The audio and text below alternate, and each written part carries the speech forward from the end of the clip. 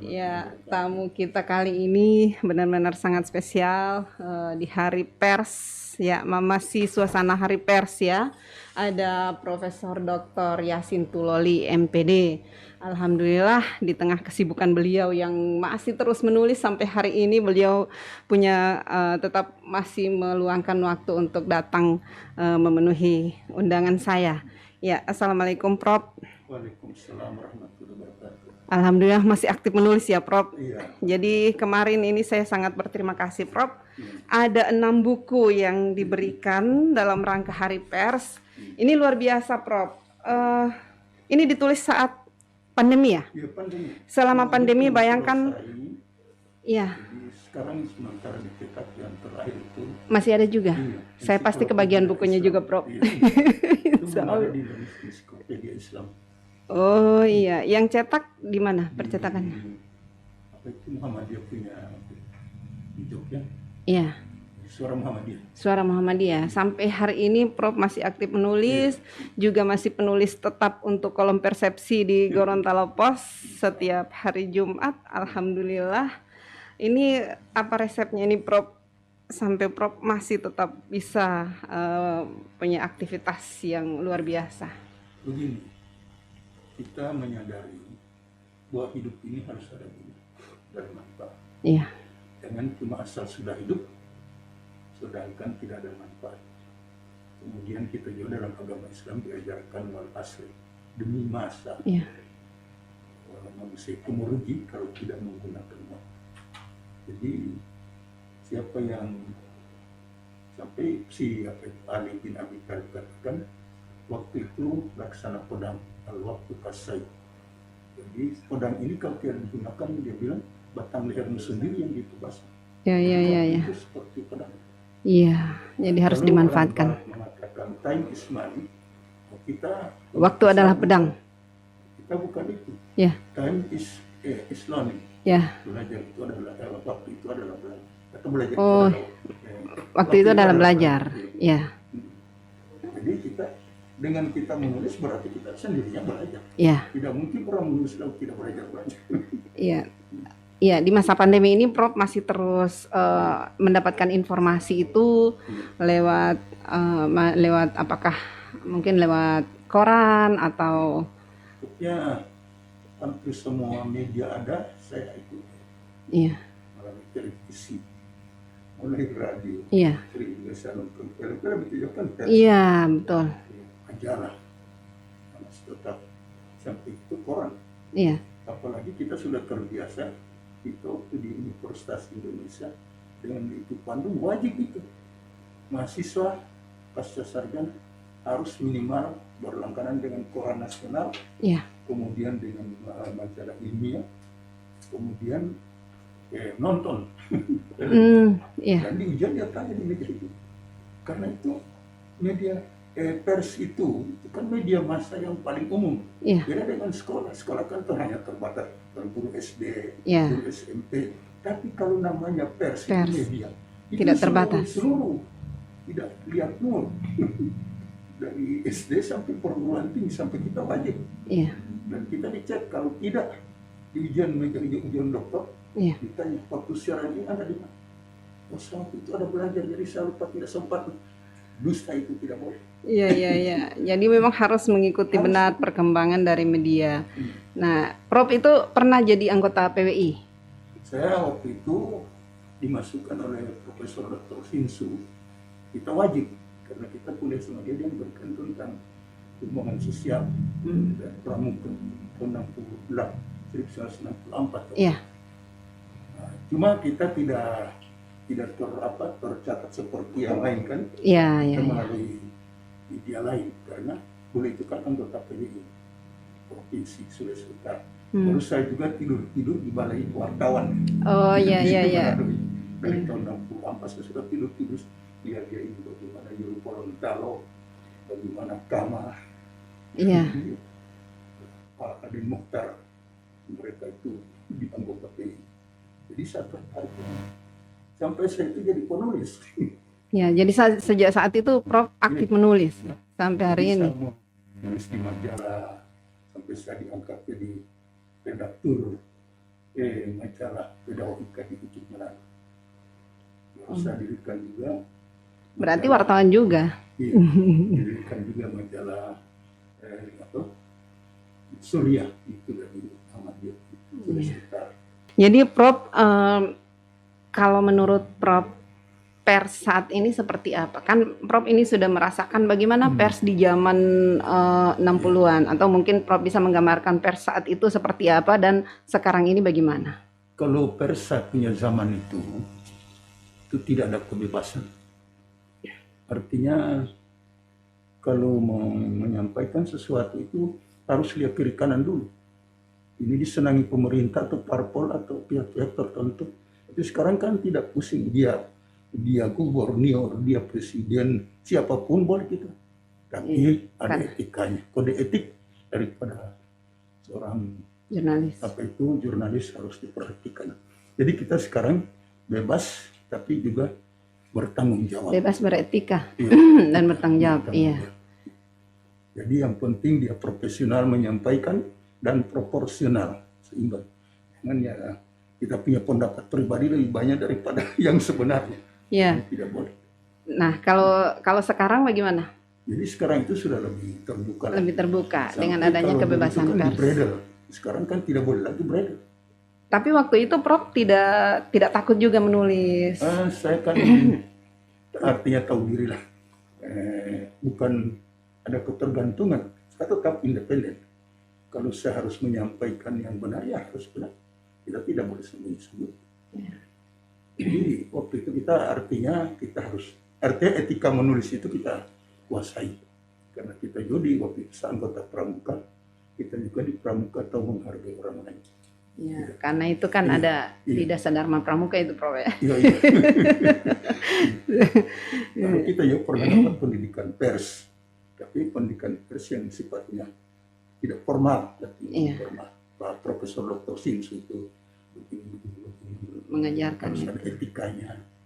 Silahkan Anda ngomong di koran, di majalah, di radio apa semua, tapi hargailah orang lain. Dia juga ada perasaan, Anda juga ada perasaan. Iya, tapi pandangan Prof tentang pers hari ini, terutama di peringatan hari pers nasional ini, kira-kira seperti apa, Prof? Sebenarnya pers sekarang memang sudah terbuka. Ya, karena harus jadi pemersatu bangsa, ya. Di pembangunan nasional. Jadi sudah lebih banyak kita mempersatukan bangsa dalam rangka kita kerjasama untuk membangun bangsa dan negara. Ini yang saya lihat sekarang. Tidak lagi dulu saling kritik. Akhirnya pembangunan tidak jalan, cuma dengan kritik.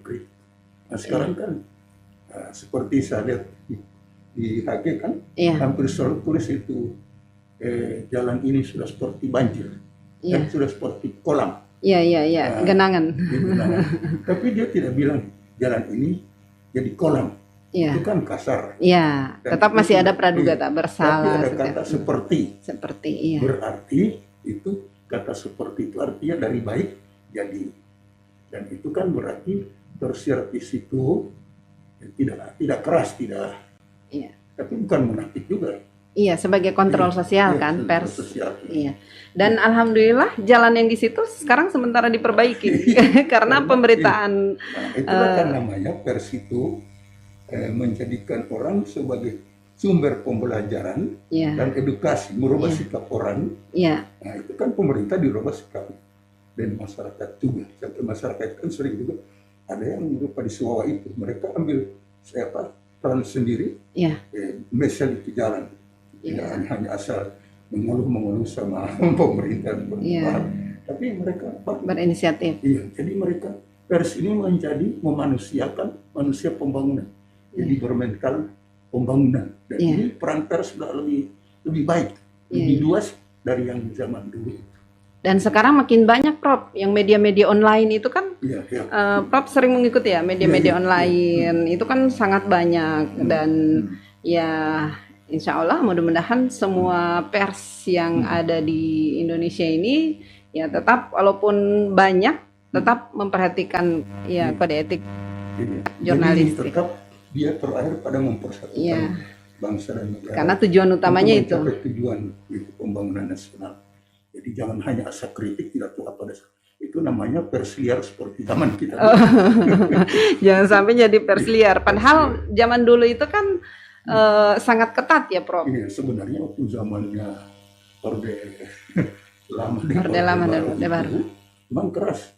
Sampai kalau ada orang berani ngeritik pemerintah, dia bilang, negara dalam keadaan bahaya. Apa dia bilang? Bukan negara dalam keadaan bahaya, Anda dalam keadaan bahaya. Besoknya dia kasih masuk di penjara. Seperti Pak Hamka kan. Iya. Cuma karena dia Pak Hamka mengatakan negara dalam keadaan bahaya. Bung Karno, Anda dalam keadaan bahaya. 1-2 hari kemudian dia dikawal. Jadi mungkin dianggap sebagai provokator Iya, itu. provokator. Padahal beliau juga kan anggota pers. Iya. Iya, tapi ngomong-ngomong soal pers ini, Prof ini kan pernah mengalami dulu, pernah diberitakan, itu kan pernah heboh dulu juga yang apa namanya memberitakan Prof bodoh begitu. Iya. Itu bagaimana Prof? Begini, saya berdasar pada kalau pers yang bicara begitu, pasti ada sumbernya. Kekurangan sama saya. Oh, Waktu itu kan politik, saya kan ketua KPU provinsi, ya. Jadi sampai saya bilang sama mereka itu, saya ini S2 sosial politik UI. Iya. Baru saya juga pendidikan Belanda di social science department di pengembangan masyarakat. Jadi saya kuasai kalau politik-politik yang besar-besar. Tapi saya bilang ini Anda yang cuma tapanatan SD dengan SMP lebih jauh dari saya. Ada punya politik lain. Jadi saya memang terasa bodoh dibandingkan dengan Anda. Karena saya politik yang murni ilmiah. Anda kan politik yang jalanan. Politik praktis. Iya. Tapi kan tidak ada rasa marah ketika wartawan memberitakan itu. Tidak ada marah, saya bilang tulis saja. Iya. Itu kan dia bilang, Prof, besok ada headline itu ya sintroli bodoh. Iya. Bagaimana Prof mau muat saja. Supaya saya tahu saya punya kekurangan. Iya. Kalau dia tidak tulis, saya tidak tahu apa saya punya kekurangan. Yang penting ada konfirmasinya. Iya. Itu kan etika mereka pers. Iya, kalau tetap harus tidak ada etika kan saya konfirmasi. Bisa juga saya jadi karena ada konfirmasi sehingga Prof tidak marah sedikit pun karena wartawan sudah menempuh prosedur yang betul. Iya, sudah saya prosedur. Mencari harus objektif sesuai dengan kenyataan. Dan memang benar ada yang mengatakan seperti itu. Dan memang nyatanya saya tidak tahu seperti yang mereka tahu. Iya. Tapi reaksi keluarga bagaimana saat itu? Tidak ada, saya sudah bilang duluan. Iya. Ini besok mau keluar ini. Saya sudah. Jadi sudah disampaikan. Iya. Memang HG besok mau terbit di headline. Tidak usah marah itu. Itu biasa itu. Iya. Kecuali kalau kita memang pandai lalu orang bilang bodoh, memang yang kita. Tapi ini kan yang memang kita tidak tahu. Iya, buktinya sampai hari ini masih menulis ya Prof, karena terus mengasah. Saya punya pendidikan dan karena mengajar filsafat ilmu di UPI Bandung, di sarjana. Jadi dalam filsafat ilmu itu ada yang disebut, siapa merasa dirinya pintar, maka sempurna kebodohannya. Dalam Al-Quran juga dikatakan di atas langit masih ada langit. Jadi di atas orang pandai masih ada lebih pandai. Jadi meskipun sudah profesor tapi merasa masih tetap ada lebih pandai. Iya. Jadi itu prinsip yang Prof pegang. Dan kita harus pegang, harus aku. Sedang Al-Quran bilang apalagi cuma kita. Iya. Tapi mungkin kalau yang lain mungkin pasti marah itu Prof. Dikatakan seperti itu. Memang ada ya. Marah, tapi itu kan tergantung. Itu kan memang suasana waktu itu lagi panas-panasnya Prof, yang waktu Prof masih KPU itu. Iya, memang waktu itu, semua orang suka ngomong enaknya saja. Tapi sekarang kayaknya tidak seperti itu lagi, sudah mulai. Sekarang sudah lebih santun. Lebih santun. Dibandingkan dengan dulu. Kita dulu kan pertama kali. Ya, mungkin kaget juga. Iya, baru kedua, pemilu yang ditangani oleh KPU itu yang pertama kan dulu. Iya. Jadi masih buta-buta semua. Yang KPU-nya juga buta, yang baca juga buta. Tapi Jadi Prof bukan- berani waktu itu ya jadi ketua KPU provinsi. memang saya tidak mau, tapi karena kalau salah sendiri tiba calon kondi Dicalonkan lagi, diminta oleh anggota untuk jadi ketua. sama saya sama Papa deh. Sebenarnya saya tidak ikut Pak karena saya termasuk orang tidak suka dengan politik. Iya. Tapi sudah terlanjur saya mencari. Padahal belajar politik, Iya, belajar belajar saya. dokter politik. Iya. Sampai Papa dia lebih, Papa lebih cocok dari orang. Udah ada hamil di situ apa semua. Iya, Pak almarhum. Pak Anies. Mereka dia bilang sudah Prof yang cocok. Orang Iya. ini ikut saja. Karena memang masih pertama waktu Iya, itu. pertama. Sekarang orang rebutan mau jadi ketua KPU. Tapi akhirnya sih apa juga kan hamil yang tadinya doktorat belakang desa selalu justru lihat saya kan sudah banyak belajar di Pak Iya, Yasin. iya. Begitu juga waktu saya di Provinsi Sulut, waktu saya di DPR Pusat perjuangkan Bawaslu Provinsi seluruh Indonesia, Iya. itu begitu saya masuk di ruangan Komisi 2 DPR Pusat, ketemu Pak Mangindaan, Iya. dia yang ketua Komisi 2 DPR. Iya. Begitu dia mah, dia bilang sudah ini saya punya guru, beliau ini saya punya guru dari Yunani. Iya. Berarti saya ada kelebihan, cuma saya tidak mau Tidak mau karena dipublikasikan. saya dia sampai 2,5 jam. Orang lain di bawah sudah marah-marah, dia bilang sudah apa ya sih yang bicara dengan Mangindaan. Iya. Tapi Jadi karena dia asik, beliau yang waktu Iya. masih gubernur. masih dia belum mundur. Iya. Misal di DPR 3 sudah dipecat Iya. karena saya menjadi rektor dan tidak mau orang Islam menjadi rektor. Oh, betul. Iya. Waktu saya kuliah itu kan Prof PR3. Iya. Mereka waktu itu saya dicalonin, saya satu-satunya memenuhi syarat dari semua. Iya. Sampai menteri itu kan Wardiman kan marah sekali. Iya. Dia sebenarnya Pak Yasin itu yang memenuhi semua persyaratan. Tapi karena dia Islam, Ya, mungkin Mereka- karena di daerah minoritas iya, ya. minoritas. Mm-mm. tidak apa-apa itu. Biasa. Iya, sampai 9 berapa ya Prof di situ? PR3. Tahun 98. 98 ya? Iya. Iya, setelah itu Prof pulang ke sini. Saya tahun 2000 baru pindah sini. 2000 Karena pulang saya pindah ke dipindahkan sini. oleh menteri diminta oleh rektor IKIP Malang Iya. untuk pindah ke DP tempat. Saya sudah disediakan Iya. pengajar pasca sarjana, disediakan rumah, disediakan mobil. Cuma karena saya sendiri yang bicara Gorontalo jadi provinsi, Iya. sampai saya harus ditugaskan oleh pejabat ini gubernur waktu itu Pak Yasin yang apa karena dia bicara pertama itu Gorontalo jadi provinsi. Iya. Jadi Prof Atau ini Sandi. pejuang juga. Iya, pejuang yang ya Tapi insya Allah tidak- tidak dilupakan. Berarti saya tidak pernah ungkit-ungkit juga. Iya. Kan orang sudah merasakan manfaatnya, orang sudah merasakan Yang apa yang penting dirintis oleh Prof dulu dan alhamdulillah hari ini sudah yang provinsi sudah bagus, tapi Prof tetap masih memberikan pemikiran-pemikiran. Ini kan tidak gampang ini orang menulis di rumah apa namanya menghasilkan karya dan bisa dibaca oleh orang banyak.